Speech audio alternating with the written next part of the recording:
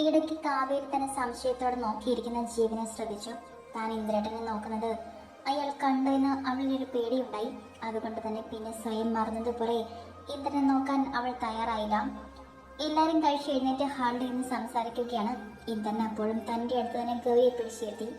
ഗിരി ഉള്ളതുകൊണ്ട് അവൻ്റെ അടുത്തുനിന്ന് മാറി നിൽക്കാൻ അവളും തയ്യാറായില്ല എന്നതാണ് സത്യം. ഇനിയിപ്പോൾ കല്യാണം കഴിഞ്ഞ സ്ഥിതിക്ക് കുട്ടികളെ ഡാൻസ് പഠിപ്പിക്കുന്നത് നീ അങ്ങ് നിർത്തിയൊക്കെ ഗൗരി. ഇനി വെറുതെ ആട്ടവും പാട്ടും ഒക്കെ നടന്നാൽ മോനാണ് ആദ്യം നാണക്കേട്. ഞാൻ പറഞ്ഞത് മനസ്സിലാകുന്നുണ്ടോ? ഇന്ദ്രന്റെ അടുത്തിരിക്കുന്ന ഗൗരിയുടെ ഗൗരവത്തോടെയാണ് ബാലചന്ദ്രൻ അത് പറഞ്ഞത്. അയാൾ പറഞ്ഞു കേട്ടതും ഗൗരി ഞെട്ടി അയാളുടെ മുഖത്തേക്ക് നോക്കി. നൃത്തം എൻ്റെ ജീവശ്വാസം പോലെയാണ് അച്ഛാ. അത് പെട്ടെന്ന് നിർത്തുക എന്ന് പറഞ്ഞാൽ ഞാൻ മരിക്കുന്നതിന് തുല്യമാണ്. നിറഞ്ഞ കണ്ണുകളോടെ ഗൗരി പറഞ്ഞു കേട്ടതും അയാൾക്ക് ദേഷ്യം വന്നിരുന്നു. അല്ലെങ്കിൽ നിന്നോട് എന്ത് കാര്യം പറഞ്ഞാലാണ് ഗൗരി നീ അനുസരണയോടെ കേൾക്കുന്നത്? ബാലചന്ദ്രന്റെ മുഖം ഗൗരവത്തിൽ ചുവന്ന കണ്ടതും ഗൗരി ദയനീയമായി ഇന്ദ്രന്റെ മുഖത്തേക്ക് നോക്കി. അതെങ്ങനെയാ? അനുസരണ പഠിപ്പിക്കേണ്ട സമയത്ത് അച്ഛനെയും അമ്മയുടെയും അടുത്തായിരുന്നില്ല ഇവൾ. അതുകൊണ്ട് തന്നെ നമ്മൾ പറഞ്ഞൊരു വിലയും ഇല്ലാതായി ഗൗരിക്ക്. അവളുടെ അമ്മ തുളസി അല്പം നീരസത്തോടെ പറഞ്ഞു കേട്ടതും ഗൗരി മുഖം കൊനച്ചുകൊണ്ട് മിണ്ടാതിരുന്നു. ഇവളുടെ കഴുത്തിൽ കിടക്കുന്ന താലി കെട്ടിയത് ഞാനാണെന്ന കാര്യം നിങ്ങളെല്ലാവരും മറന്നുപോയതാണോ? അങ്ങനെയാണെങ്കിൽ ഓർമ്മിപ്പിക്കാൻ എനിക്കറിയാം. പക്ഷെ അത് നിങ്ങൾ എന്നെ കൊണ്ട് ചെയ്യിക്കരുത്. മകളെ കാണാൻ വരുന്നതും പോകുന്നതുമൊക്കെ നിങ്ങളുടെ ഇഷ്ടം. അതിന് ഞാൻ നിങ്ങളെ തടസ്സം പറയില്ല. പക്ഷെ ഇവിടെ കയറി വന്ന് എൻ്റെ ഭാര്യയോട് ഇങ്ങനെ ഓർഡർ ഇടാൻ ഞാൻ ആർക്കും പെർമിഷൻ കൊടുത്തിട്ടില്ല. അതിപ്പോൾ സ്വന്തം അച്ഛനും അമ്മയും ആണെങ്കിൽ പോലും ഇവളെ എന്തെങ്കിലും പറയാൻ അധികാരമുള്ളത് ഇപ്പോൾ എനിക്ക് മാത്രമാണ്. കല്യാണത്തിന് മുൻപും ഞാൻ പറഞ്ഞതെല്ലാം നിങ്ങൾ മറന്നുപോയോ? ഇന്ദ്രൻ ചുവന്ന മുഖത്തോടെ അല്പം ഗൗരവത്തിൽ ബാലചന്ദ്രന്റെ മുഖത്തേക്ക് നോക്കി ചോദിച്ചു. അത് കേട്ടതും അയാൾ വിളറിയ മുഖത്തോടെ ഗിരി എന്ന് നോക്കി. ഇന്ദ്രൻ ഇങ്ങനെ എടുത്തഴിച്ച് പറയുമെന്ന് ഗിരിയും വിചാരിച്ചില്ല. അല്ല മോനെ, ഞങ്ങൾ അങ്ങനെയല്ല പറഞ്ഞത്. ഗൗരി നൃത്തം പഠിപ്പിക്കാൻ പോയാൽ അത് മോന് കുറച്ചു കളേ. അതുകൊണ്ട് അങ്ങനെ പറഞ്ഞു പോയതാണ്. ഉള്ളിലുണ്ടായ നീരസം പുറത്ത് കാണിക്കാതെ ഗിരി ഇന്ദ്രന്റെ മുഖത്തേക്ക് നോക്കി സൗമ്യഭാവത്തിൽ പറഞ്ഞു. ഇനി എന്തായാലും ഇവളുടെ കാര്യത്തിൽ തീരുമാനമെടുക്കേണ്ടത് ഞാനല്ലേ. അപ്പോൾ അതൊക്കെ ഞാൻ നോക്കിക്കോളാം. വന്ന കാര്യം കഴിഞ്ഞ സ്ഥിതിക്ക് നിങ്ങളെല്ലാവരും പോകാൻ നോക്കിക്കോ. ഇന്ദ്രൻ സെറ്റിൽ നിന്ന് എഴുന്നേറ്റുകൊണ്ട് പറഞ്ഞു കേട്ടതും കനത്ത മുഖത്തോടെ ബാലചന്ദ്രൻ എഴുന്നേറ്റു. കൂടെ തന്നെ ഗിരിയും അവരുടെ ഭാര്യമാരും കാവേരിയും ഉണ്ടായിരുന്നു. എങ്കിലും എല്ലാവരോടും യാത്ര പറഞ്ഞു പോകാൻ സമയം ഇന്ദ്രനെ വെറുപ്പിക്കാതെ അവർ നോക്കി. മകളുടെ ഭർത്താവാണെങ്കിലും ഇന്ദ്രൻ എന്നത് ആ നാട്ടുകാരുടെ എല്ലാം ആദരവ് വാങ്ങുന്ന ദേവകം കോവിലകത്തെ തമ്പുരാൻ തന്നെയാണ്. അയാളെ വെറുപ്പിക്കുന്നത് തങ്ങൾക്ക് നല്ലതല്ലെന്ന് അവർക്കും അറിയാമായിരുന്നു. നാളെ രാവിലെ തന്നെ അവിടേക്ക് വരണ ചേച്ചി, ഞാൻ കാത്തിരിക്കും. സ്നേഹത്തോടെ അവൾ അവസാനം ഇന്ദ്രന്റെ മുഖത്തേക്ക് നോക്കിക്കൊണ്ട് പറഞ്ഞു. അവൾ നോക്കിയെന്ന് മൂളുക മാത്രമേ ഇന്ദ്രൻ ചെയ്തുള്ളൂ. അതിൻ്റെ ഒരു സങ്കടം കാവേരിയുടെ മുഖത്തുണ്ടായിരുന്നു. പിന്നെ ഉള്ളിലുള്ള ദേഷ്യവും പകയും മറച്ചു പിടിച്ചുകൊണ്ട് ഗൗരി അവളൊന്ന് പുണർന്നു.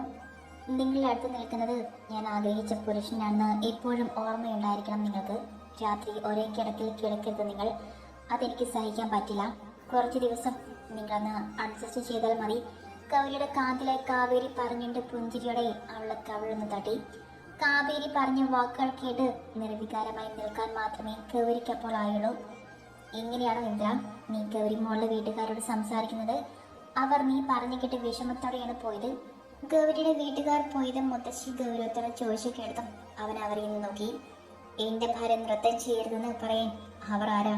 ഇനി ഇവളുടെ കാര്യങ്ങളെല്ലാം തീരുമാനിക്കേണ്ടത് ഞാനല്ലേ മുത്തശ്ശി? ഇവളെ നൃത്തം ചവിട്ടണമോ വേണ്ടിയെന്ന് ഞാൻ തീരുമാനിക്കും. അതിൽ വേറെ ആരും കൈകടത്തണ്ട. ഇന്ദ്രൻ ഗൗരവത്തോടെ പറഞ്ഞു കേട്ടതും മുത്തശ്ശി ഒരു ദീർഘശ്വാസം എടുത്തുകൊണ്ട് അടുത്തു നിൽക്കുന്ന ഗൗരി എന്ന് നോക്കി. അവളാണെങ്കിൽ കാവേരി പറഞ്ഞ കാര്യങ്ങൾ മനസ്സിലിട്ട് അതിൻ്റെ പകപ്പിൽ നിൽക്കുകയാണ്. എൻ്റെ കുട്ടിക്ക് വിഷമമായോ? ഇവൻ പെട്ടെന്ന് തുണ്ടം രണ്ടെന്ന് പറയുന്ന പോലെയുള്ള സ്വഭാവമാണ് മോളെ. അതാണ് ഇങ്ങനെ എടുത്തടിച്ച് പറഞ്ഞത്. മോൾ അത് കേട്ട് സങ്കടപ്പെടാനൊന്നും നിൽക്കണ്ട. മുത്തശ്ശി സ്നേഹത്തോടെ അവൾക്ക് അവിടെ തലോടിക്കൊണ്ട് പറഞ്ഞു കേട്ടതും ഗൗരി അവളുടെ കൈകളിൽ പിടിച്ചിട്ട് ഒന്ന് പുഞ്ചിരിച്ചു. നീ ഇന്ന് റൂമിലേക്ക് വന്നേ ഗൗരി. ഇന്ദ്രൻ ഗൗരിയുടെ മുഖത്തേക്ക് നോക്കി പറഞ്ഞിട്ട് തന്നെ റൂമിലേക്ക് നടന്നു. മോള് പൊക്കോ, അല്ലെങ്കിൽ പിന്നെ അത് മതി അവന് ദേഷ്യം വരാൻ. എന്തായാലും ഈ യാത്രയൊക്കെ കഴിഞ്ഞ് വന്നിട്ട് വിശ്രമിച്ചതൊന്നുമില്ലല്ലോ. അല്പം ഉറങ്ങി എഴുന്നേറ്റ് വന്നാൽ മതി. പൊയ്ക്കോ. മുത്തശ്ശി പറഞ്ഞു കേട്ടതും ഗൗരി തല കുലുക്കിക്കൊണ്ട് മുകളിലേക്ക് നടന്നു. ഗൗരി മോള് പഞ്ചപാപമാണ് അല്ലേ അമ്മേ? പക്ഷെ വീട്ടുകാർക്കെല്ലാം മോളോട് അല്പം സ്നേഹക്കുറവുള്ളതുപോലെ തോന്നുന്നു. ഗൗരി പോകുന്നത് നോക്കിക്കൊണ്ട് ചാന്ദിനി പറഞ്ഞതും മുത്തശ്ശൻ അമർത്തി മൂളി. കുട്ടിയോട് ഇനി നൃത്തം ചെയ്യണമെന്ന് പറയൂ അവൻ. അതാണ് എനിക്കൊരു പേടി. നൃത്തം അത്രമേൽ ഇഷ്ടമാണെന്ന് തോന്നുന്നു ഗൗരി മോൾക്ക്. ചാന്ദിനി പറഞ്ഞു കേട്ടും മുത്തശ്ശി വെറുതെ എന്ന് പുഞ്ചിരിച്ചു. അമ്മ സീരിയസ് ആയിട്ടൊരു കാര്യം പറയുമ്പോൾ മുത്തശ്ശി എന്തിനാ ഇങ്ങനെ പുഞ്ചിരിക്കുന്നത്? അവിടെ കൂടെ ഇരുന്ന ജീവൻ മുത്തശ്ശി നോക്കി സംശയത്തോടെ ചോദിച്ചു. പിന്നെ ഇവളുടെ സംസാരം കേൾക്കുമ്പോൾ ശരിക്കത് ഇങ്ങനെ ഇരിക്കും ജീവ. ഗൗരിമുള്ള വീട്ടുകാർ സംസാരിച്ച ഓരോന്നിനും ഇന്ദ്രൻ മറുപടി കൊടുത്തിരിക്കുന്നത് നീ കണ്ടതല്ലേ? പുറമെ കാണിച്ചില്ലെങ്കിലും ഗൗരിമളെ അവൻ അത്രയ്ക്ക് പിടിച്ചിട്ടുണ്ട്.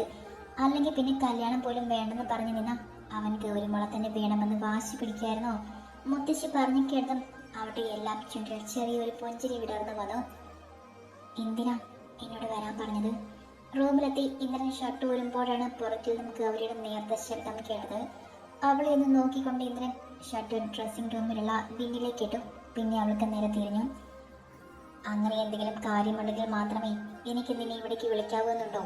ഇന്ദ്രൻ ഗൗരവത്തോടെ തന്നെ അവളുടെ മുഖത്തേക്ക് നോക്കി പറഞ്ഞിട്ട് വീട്ടിൽ പോയിരുന്നു. അവന് മറുപടി ഒന്നും കൊടുക്കാൻ തോന്നാത്തത് കൊണ്ട് തന്നെ ഗൗരി അവനെ മുന്നിൽ തലയും താഴ്ത്തി മിണ്ടാതെ നിന്നു. ഇനി നീ നൃത്തം പഠിപ്പിക്കാൻ പോകേണ്ടത് നിന്റെ അച്ഛൻ പറഞ്ഞത് കേട്ടല്ലോ. എന്താ നിന്റെ തീരുമാനം? എനിക്ക് നൃത്തം അങ്ങനെ ഉപേക്ഷിക്കാനൊന്നും പറ്റില്ല. ഇവിടെ ആർക്കും ശല്യമാകാതെ അമ്പലത്തിലെ കൽമണ്ഡപത്തിൽ വെച്ച് ഞാൻ ക്ലാസ് എടുത്തോളാം. അത് പറയുമ്പോൾ ഗൗരിയുടെ കണ്ണുകളൊന്നും നിറഞ്ഞു. ഇനിയിപ്പോ അത് വേണ്ട. ഇന്ദ്രന്റെ ദൃഢമായ ശബ്ദം കേട്ടതും ഗൗരിയിൽ നിന്നും അവൾ അറിയാതൊരു ഏങ്ങൽ പുറത്തേക്ക് വന്നു. ഇവിടെ മതി. ഇവിടെ മുൻവശത്ത് ഒരു സൈഡിലെ നൃത്ത മണ്ഡപമുണ്ട്. എൻ്റെ അമ്മയുടെ ആയിരുന്നു അത്. ഇവിടെ ആയിക്കോളൂ നിന്റെ നൃത്തമെല്ലാം. ഇന്ദ്രൻ പറഞ്ഞു കേട്ടതും അവൾ സന്തോഷത്താൽ വിടർന്ന കണ്ണുകളോടെ ഇന്ദ്രന്റെ മുഖത്തേക്ക് നോക്കി. നീ ഇങ്ങനെ കണ്ടു നിറച്ചു നിന്നാൽ എന്താണ് ഞാൻ മനസ്സിലാക്കേണ്ടത്? നിനക്ക് നൃത്തം പഠിപ്പിക്കാൻ താല്പര്യമില്ലെന്നാണോ? അങ്ങനെയാണെങ്കിൽ വാ തുറന്ന് പറയണം, എങ്കിലും എനിക്ക് മനസ്സിലാകൂ. തൻ്റെ മുന്നിൽ കണ്ടു നിറച്ചു നിൽക്കുന്ന ഗൗരിയെ നോക്കി രൂക്ഷമായിട്ട് ഇന്ദ്രൻ പറഞ്ഞു. ഇല്ല, അങ്ങനെയല്ല. ഞാൻ സന്തോഷം കൊണ്ട് എനിക്ക് സമ്മതമാണ്. ഗൗരി നിറഞ്ഞൊഴുക്കാൻ തുടങ്ങിയ കണ്ണുനീർ തുടച്ചു നീക്കിക്കൊണ്ട് ചെറിയ പുഞ്ചിരിയോടെ പറഞ്ഞു. നിനക്ക് സന്തോഷമായോ? ഗൗരിയുടെ വിടർന്നു നിൽക്കുന്ന കണ്ണുകളിലേക്ക് നോട്ടം ഇട്ടുകൊണ്ട് ഇന്ദ്രൻ ചോദിച്ചു. അതിനവൾ സന്തോഷത്തോടെ തല തന്നെ കുലുക്കി. നിനക്ക് സന്തോഷമായ സ്ഥിതിക്ക് എന്നെയും ഒന്ന് സന്തോഷിപ്പിക്കാമല്ലോ.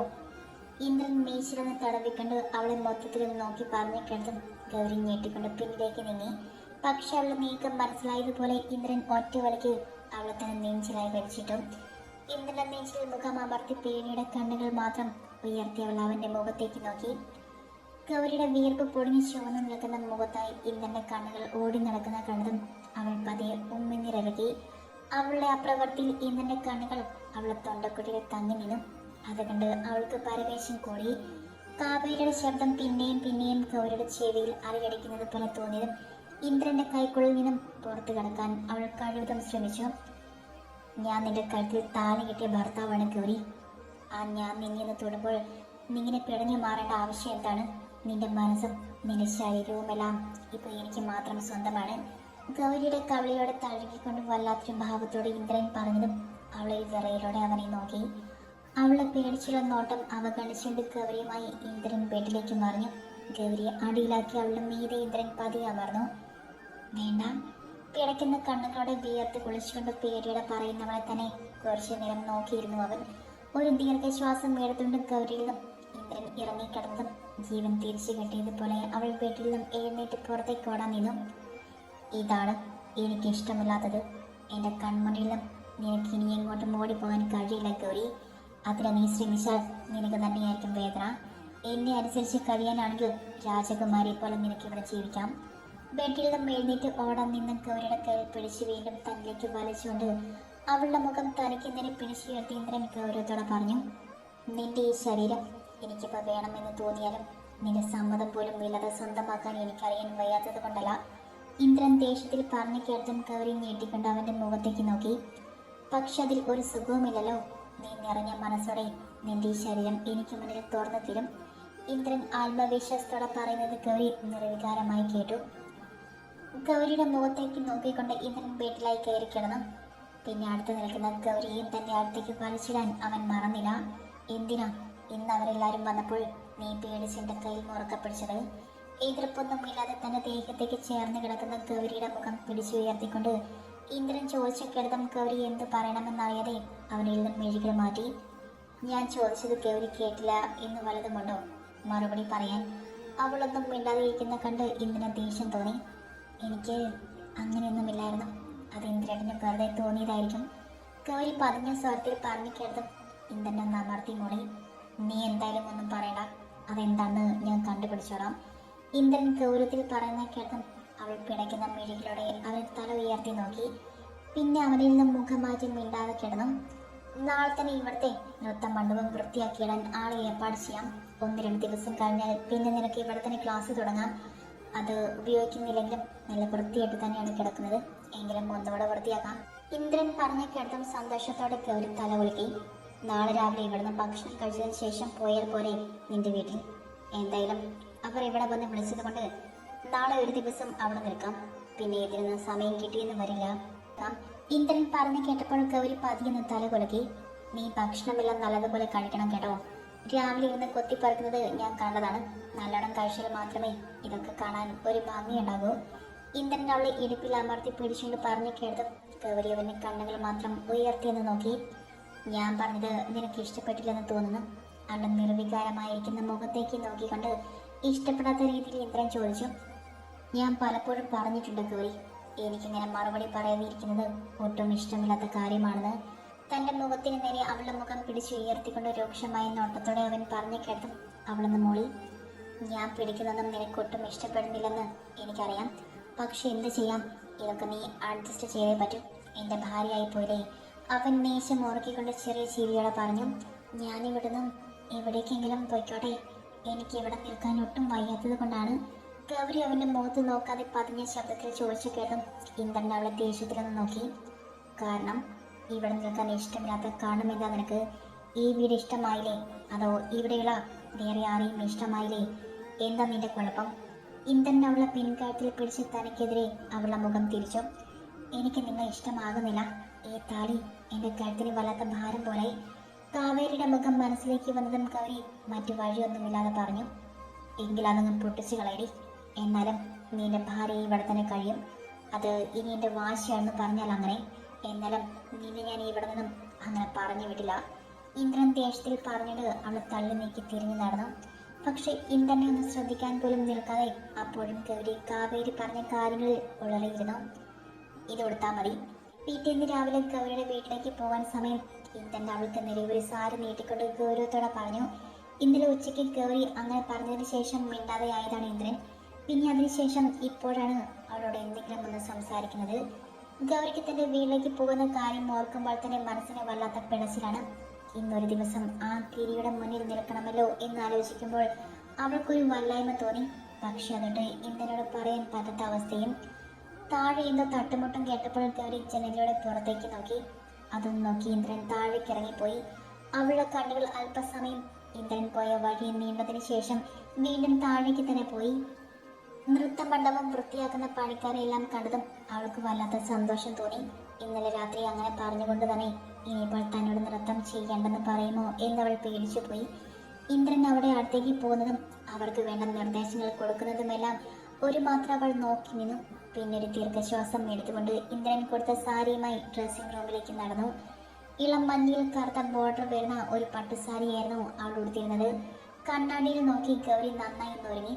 അല്ലെങ്കിൽ പിന്നെ ഇന്ദ്രൻ അത് മതിയെന്ന് അവൾക്കറിയാം. സീമന്തരയ്ക്കിൽ സിന്ദൂരം തൊടുമ്പോൾ പ്രത്യേകിച്ചൊരു വികാരവും അവളിൽ തോന്നിയില്ല. തന്നെ ഇവൾ നിർബന്ധിച്ച് പിടിച്ചു നിർത്തുന്ന ഇന്ദ്രനോട് ചെറിയ രീതിയിൽ ദേഷ്യവും തോന്നി തുടങ്ങിയിരുന്നു. പക്ഷെ ഇത് എങ്ങനെ പ്രകടിപ്പിക്കണമെന്ന് അവൾക്കറിയില്ലായിരുന്നു. മക്കൾ രണ്ടുപേരും പോകാൻ വേണ്ടി ഇറങ്ങിയോ? ഗൗരി റെഡിയായി താഴേക്ക് ഇറങ്ങി വരുമ്പോൾ മുത്തശ്ശി സ്നേഹത്തോടെ അവളോട് ചോദിച്ചു. റെഡിയായി മുത്തശ്ശി. കല്യാണം കഴിഞ്ഞ് ആദ്യമായിട്ട് വീട്ടിലേക്ക് പോകുവരെ അവിടെയുള്ള എല്ലാവർക്കും കാര്യമായിട്ട് തന്നെ ഒരെണ്ണം വാങ്ങിക്കൊണ്ട് പോകണം കേട്ടോ. ഇന്ദ്രനോട് ഞാൻ പറഞ്ഞിട്ടുണ്ട്. അവൻ മറന്നു പോയാൽ മോൾ ഒന്നുകൂടി ഓർമ്മിപ്പിക്കണം. മുത്തശ്ശി പറഞ്ഞു കേട്ടതും വളരെ പതിയൊന്ന് മൂളി അവൾ. എങ്കിൽ പിന്നെ മോള് പോകാൻ നോക്ക്, അവൻ അവിടെ പുറത്ത് നിൽക്കുന്നുണ്ട്. മുത്തശ്ശി പറഞ്ഞു കേട്ടതും തല കുലുക്കിക്കൊണ്ട് അവൾ പുറത്തേക്കിറങ്ങി. അവൾ വരുന്നത് കണ്ടതും ഇന്ദ്രൻ തന്റെ അരികിലേക്ക് അവളെ കൈ കാട്ടി വിളിച്ചു. ആദ്യമൊന്ന് സംശയിച്ചുവെങ്കിലും അവന്റെ നോട്ടം കണ്ടപ്പോൾ അവൾ അവൻ്റെ അടുത്തേക്ക് നടന്നു. നീ കണ്ടിട്ടില്ലല്ലോ ഇവിടെ, അകത്ത് കയറി നോക്കുന്നോ? ഇന്ദ്രൻ അവളുടെ കയ്യിൽ പിടിച്ച് തനിക്ക് അരികിലേക്ക് നീക്കി നിർത്തിക്കൊണ്ട് നൃത്ത മണ്ഡപത്തിന്റെ ഉള്ളിലേക്ക് വിരൽ ചൂണ്ടിക്കൊണ്ട് അവളോട് ചോദിച്ചു. ഇപ്പൊ വേണ്ട, ഇവിടെ എല്ലാം പണി തീരുമ്പോൾ ഞാൻ കയറി കണ്ടോളാം. അകത്തേക്കൊന്ന് കണ്ണോടിച്ചുകൊണ്ട് ഗൗരി പറഞ്ഞു കേട്ടും അവനൊന്ന് മൂളി. അങ്ങനെയാണെങ്കിൽ പിന്നെ എൻ്റെ വീട്ടിലേക്ക് പോകാം. അവിടെ നിന്നും എന്നെ ഇപ്പൊ വിളിച്ചു വെച്ചതേയുള്ളൂ, നമ്മളെ നോക്കിയിരിക്കുകയാണെന്ന് ഇന്ദ്രൻ പറഞ്ഞു കേട്ടതും തെളിച്ചമില്ലാത്ത മുഖത്തോടെ അവളൊന്ന് തല കുലുക്കി. പോകുന്ന വഴിക്ക് അവളുടെ വീട്ടിലുള്ളവർക്ക് ആവശ്യമുള്ള സാധനങ്ങളെല്ലാം വാങ്ങിയിട്ടാണ് അവർ പോയത്. തൻ്റെ വീടിൻ്റെ അടുത്തേക്ക് അടുക്കുന്തോറും ഗൗരിക്ക് വല്ലാത്ത വെപ്രാളം തോന്നി തുടങ്ങിയിരുന്നു. അതവൾ ഇന്ദ്രൻ അറിയാതിരിക്കാൻ പ്രത്യേകം ശ്രദ്ധിച്ചു. വീടിന് പുറത്തായി തങ്ങളെ കാത്തു നിൽക്കുന്നവരെ കണ്ട് ചുണ്ടിൽ ഒരു പുഞ്ചിരി എടുത്തണിഞ്ഞ ഗൗരി